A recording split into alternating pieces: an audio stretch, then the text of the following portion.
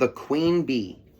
Two kings' sons once went out in search of adventures and fell into a wild, disorderly way of living, so that they never came home again.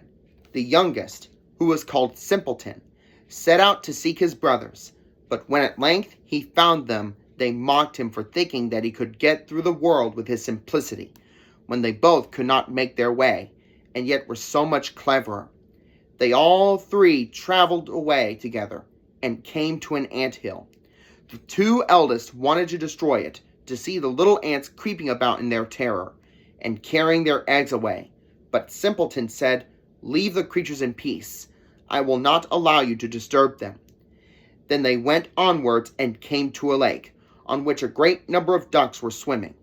The two brothers wanted to catch a couple and roast them, but Simpleton would not permit it, and said, "Leave the creatures in peace. I will not allow you to kill them." At length they came to a bee's nest, in which there was so much honey that it ran out of the trunk of the tree where it was.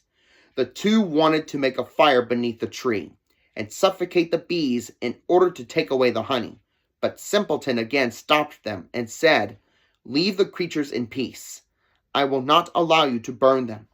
At length the three brothers arrived at a castle where stone horses were standing in the stables, and no human being was to be seen.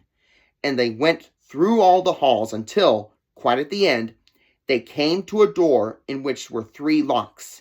In the middle of the door, however, there was a little pane, through which they could see into the room.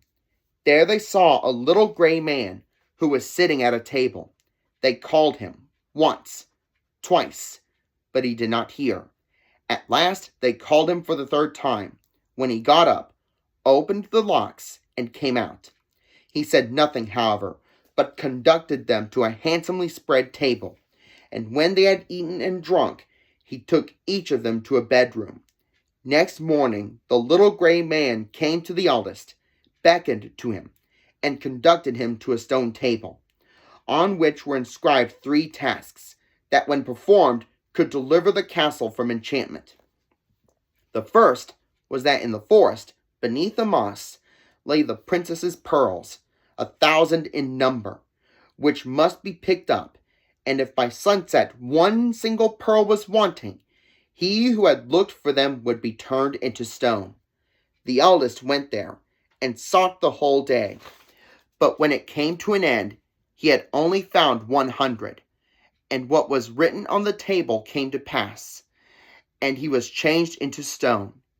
Next day, the second brother undertook the adventure.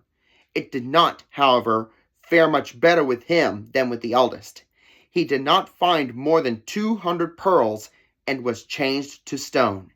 At last, the turn came to Simpleton also, who sought in the moss.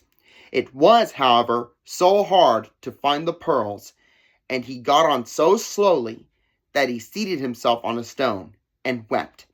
And while he was thus sitting, the king of the ants, whose life he had once saved, came with 5,000 ants, and before long the little creatures had got all the pearls together, and laid them in a heap. The second task, however, was to fetch out of the lake the key of the king's daughter's bedchamber. When Simpleton came to the lake, the ducks, which he had saved, swam up to him, dived down, and brought the key out of the water. But the third task was the most difficult. From amongst the three sleeping daughters of the king, he was to choose the youngest and dearest.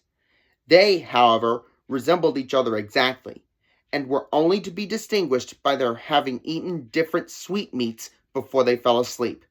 The eldest a bit of sugar, the second a little syrup, and the youngest a spoonful of honey.